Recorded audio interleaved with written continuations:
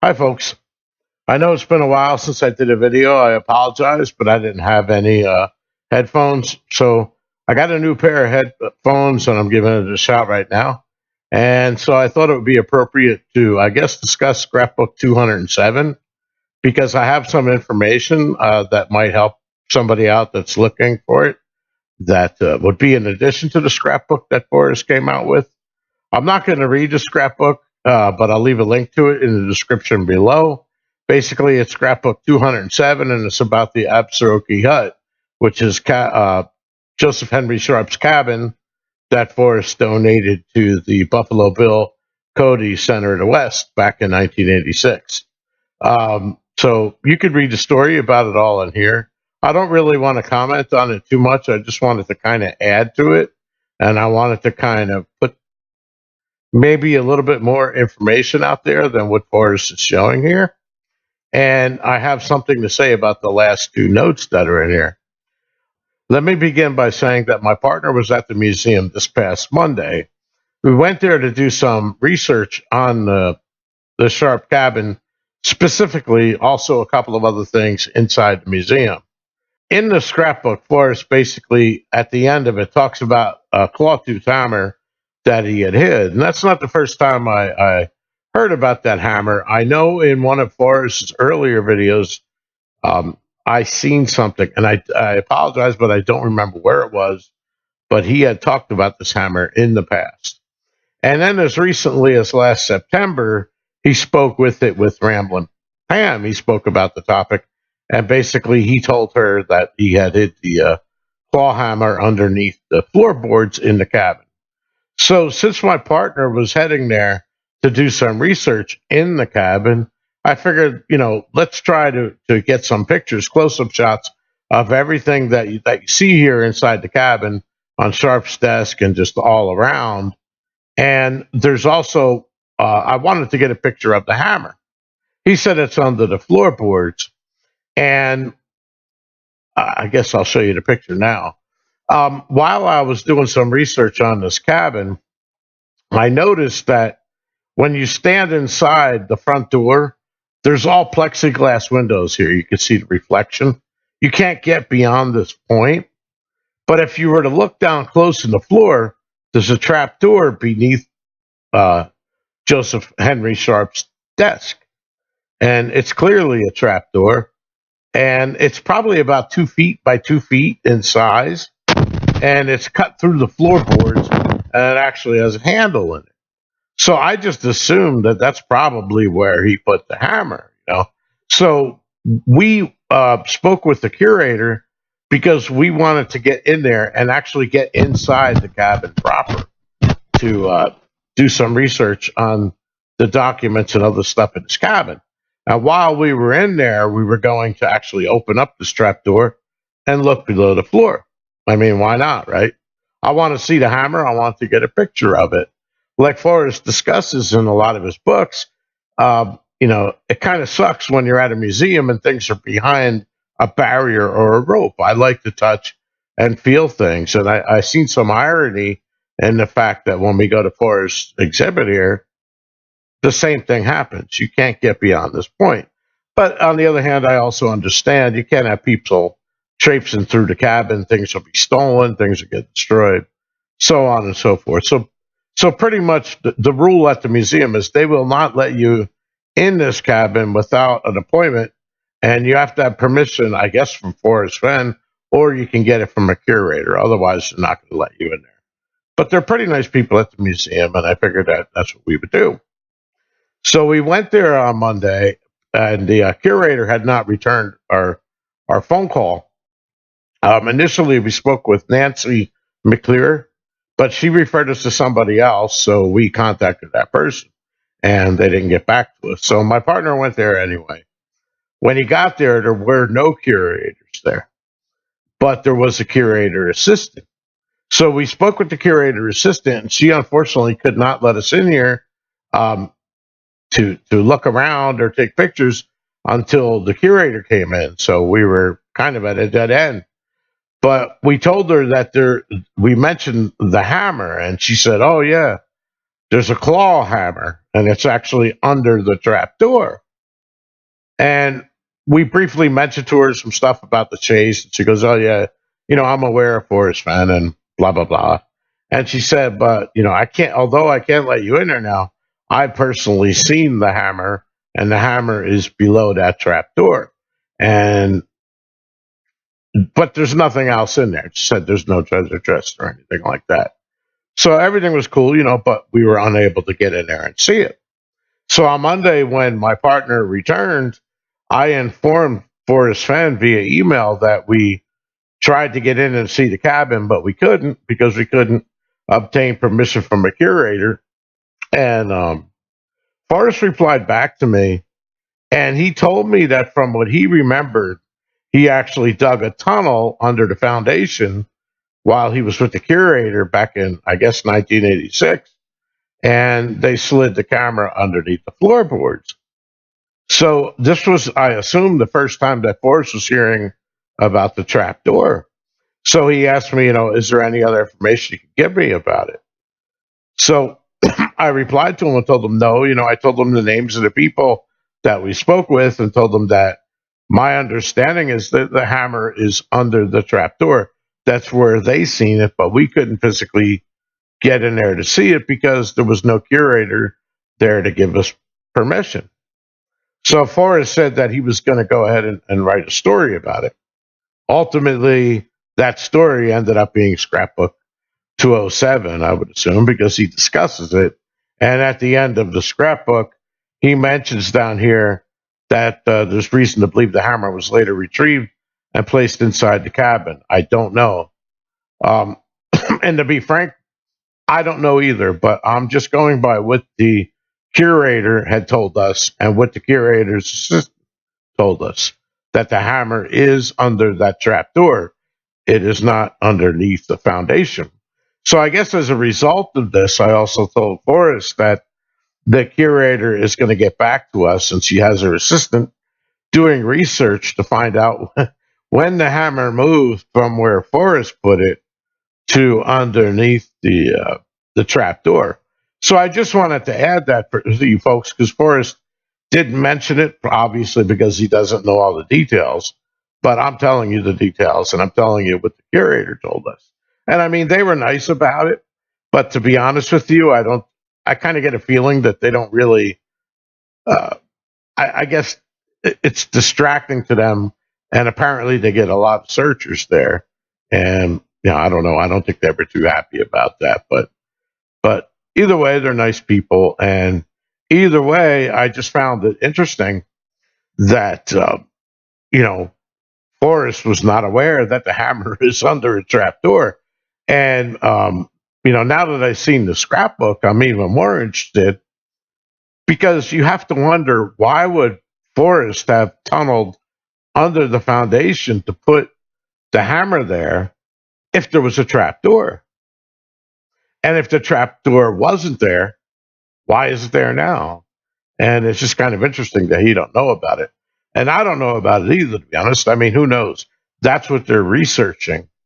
But how the hammer ended up there, I didn't know. And to be honest with you, until Forrest replied to me, I thought that that was where he put it, in the trap door, because I took the museum's word for it. But in any case, apparently not, because we see the strap. So why the hammer is there? Hopefully the curator will get back to me and I'll find out when it was moved or why it was moved, or maybe Forrest will update us because he could probably get the answer a lot quicker than I could, I would assume. So I just thought you got, because I don't know how many people of you have been at that cabin, but it's very cool that there's a trap door in the floor. And I wanted to point out a couple of things about that cabin. I believe that there are hints in the museum that we have to see. I don't think the chest is there, but I believe that there are hints. And I'm not the first one to realize this. If you go on Dal's website, there's a guy, I guess named Dodo Bird, who had pretty much wrote up a story, and he thought that the treasure was in the Draper Museum in the archaeological display, and he was informed that it's not there. But one thing, I don't know whether you guys are aware of this or not, but you could take the poem, and if you're standing at the south entrance of the Draper, you could read the poem and it leads you through the museum. Okay. It takes you through the Draper, which when you go on the second floor, it starts out at an elevation of over 10,000 feet. You're in the Alpine, right? And it curves around and it takes you down to the basin, which is where Cody is. In fact, they have a map of Cody and Yellowstone in Wyoming, actually, and part of Montana on that map. So essentially, you could visit Yellowstone from within the museum. I don't really want to get into a solution here, but as I said, I'm not the first one that noticed that there are a lot of things in that cabin, and I'm sorry, in the Buffalo Bill Museum that directly relate to the clues in the poem. Let me show you a couple of them now. This is the museum, okay? This is the main entrance, and here's the south entrance. This is actually west up here. North is facing to the right. The Henry Sharp cabin is here. This is the Firearms Museum, the Whitney Art Museum, Plains Indian Museum, Buffalo Bill Museum, and the latest addition was the Draper. Okay, this is the lower level of the floor. When you're in the Draper, if you start out at the top, this is the Alpine section. It's over 10,000 feet. So if you were going from 10,000 feet down to 5,000 feet, which is where this is in the lower level, technically that could be not far, but too far to walk. That's how it would relate to the poem. You can hear the sounds, you could see the animals, you could see the trees, you could see everything that you would see if you were going basically up from the Alpine range of the mountains down to the bottom. You could see Dodo Bird's post because I think his solve begins and ends at the museum. My solve has no ending at the museum, but his did. When you go in the museum, okay, I'm using the string Mr. and Mrs. Forrest Fenn as the place. So when you're in the Draper and when you're up at the top level, the first thing you're going to come across is Forrest's donation of the Moose Side Pouch, which is up at the 10,000-foot level. So if you follow his name in the museum and you marvel gaze at everything in there, you're going to find this. And then when you get through the rest of that part of the museum, the Draper, there is nothing else in there with Forrest's name on it. But when you get out by the Whitney and out by the exit to where the Sharp cabin is, you'll find Forrest Fenn's name there, and you'll also find his name inside the cabin. Now, those of you who have been watching my videos, you'll know that in The Thrill of the Chase, Forrest Fenn's alone in the book. His name is on page 23. So his blaze, essentially, in the book, at that point, is his name. So I figured, well, why not use his name in the museum? Let's go through the museum exhibits and we find his name. So it starts there. Now, and again, I apologize. This is kind of out of order, but this here is made by Rockwood, this bird sculpture. Now, I don't know whether you notice it or not, but if you were to flip this horizontally, this bird looks strikingly similar to the bird that's on the Axeman page of The Thrill of the Chase. Let me here it is again. That's that bird, and it's inside the museum. Okay. Now another thing that's in that cabin that I wanted to point out here is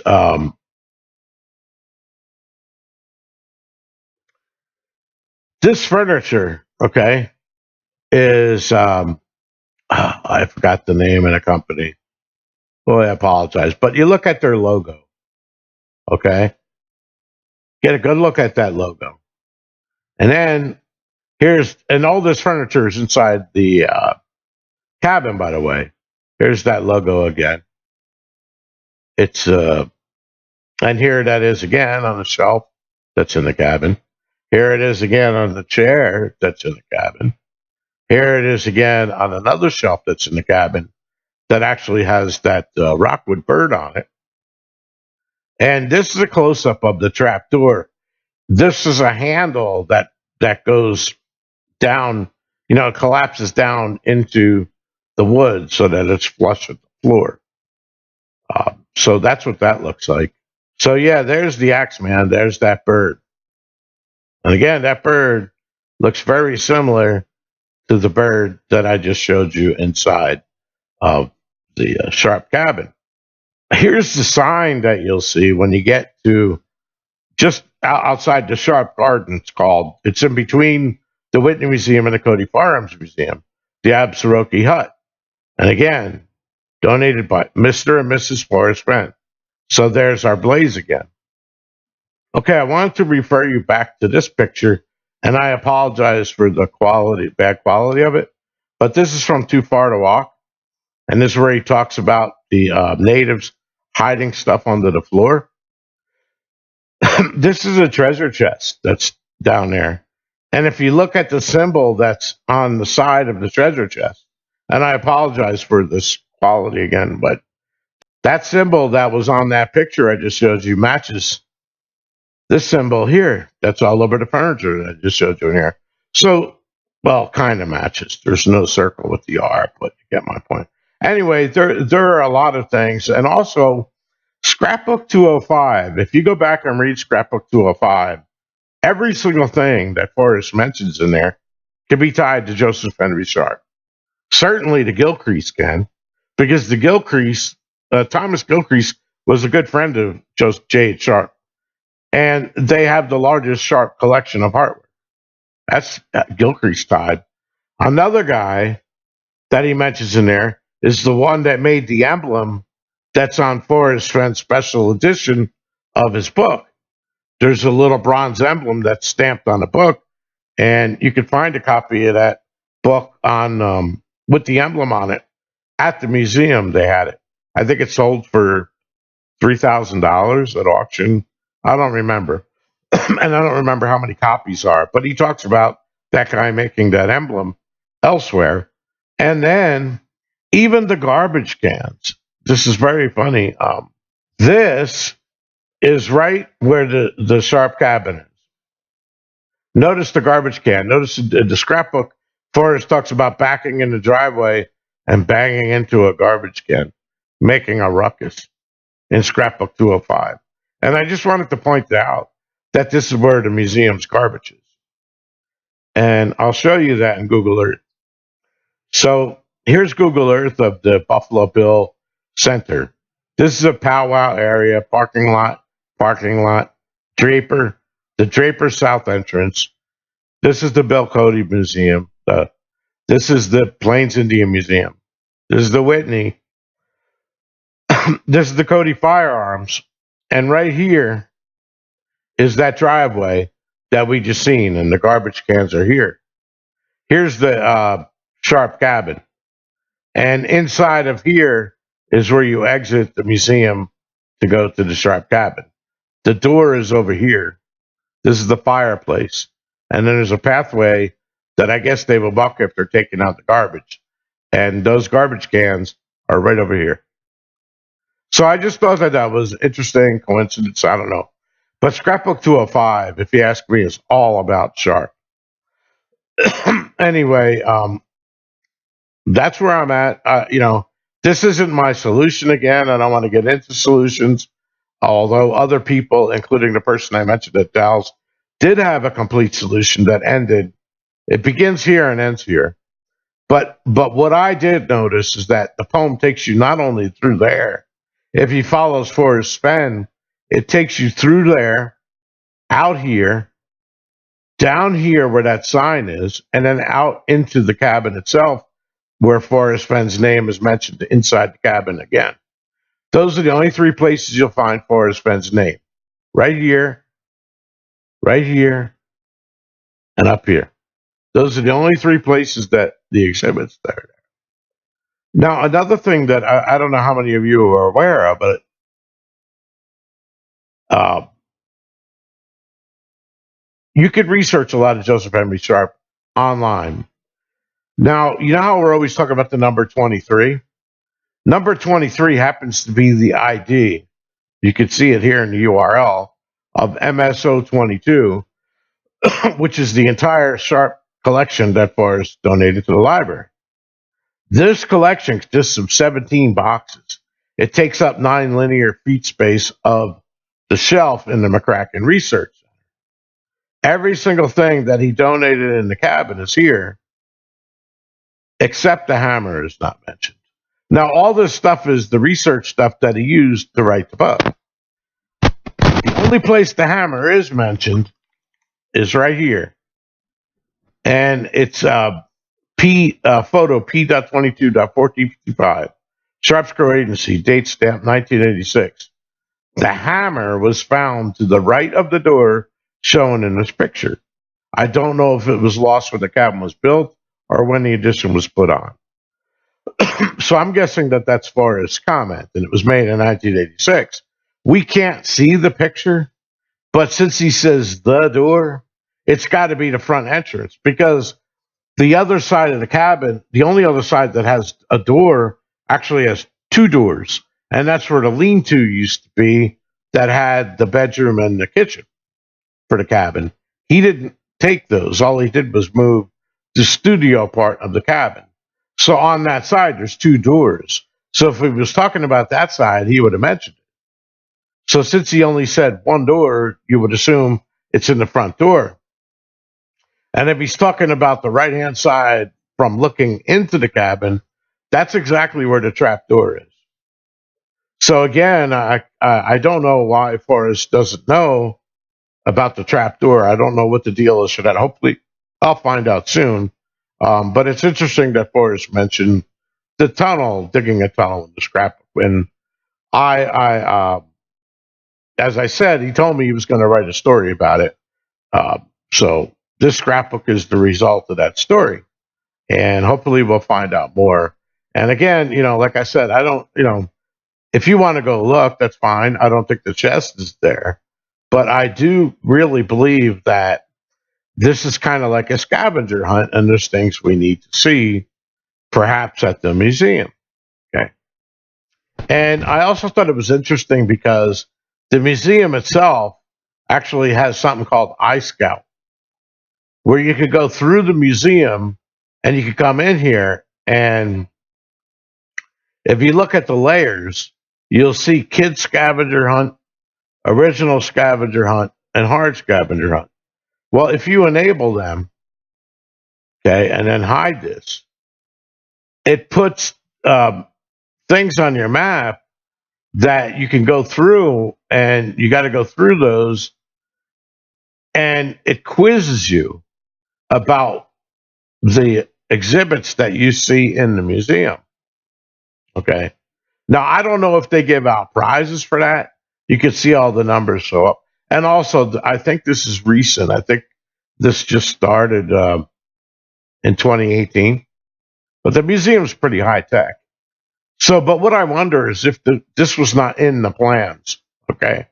Forrest, being on the board, may have known that they plan to do something like this for the children. Okay. Maybe he took advantage of that. And he wants us to kind of do the same thing. Because if you think about it in the poem, so hear me all and listen good.